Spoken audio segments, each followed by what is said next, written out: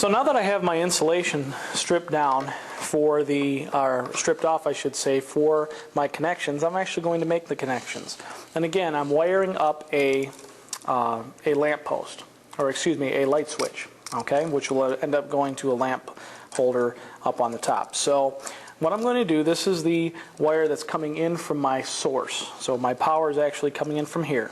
Now, one special note, and again you'll see this in your wiring diagrams, but black is typically your hot wire. So this is where the electrons will flow in from your power. I want that to go to the bottom of my switch. If you look closely, you have an off position and an on position.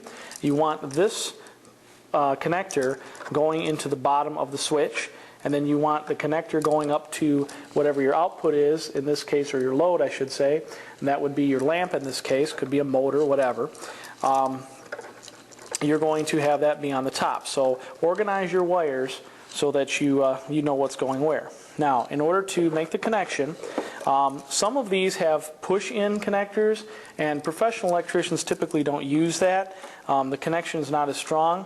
It is an option, but I've always been told and recommended that you don't use that, so that's what I'm going to teach you here.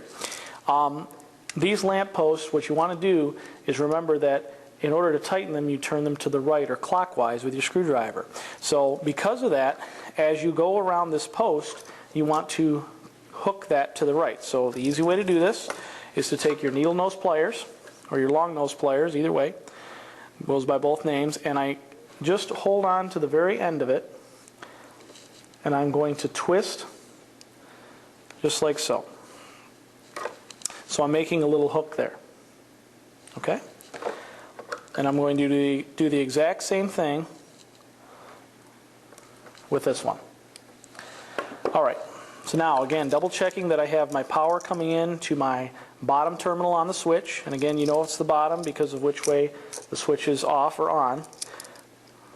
And I'm going to just hinge that in like so. I'm going to take my Phillips head screwdriver.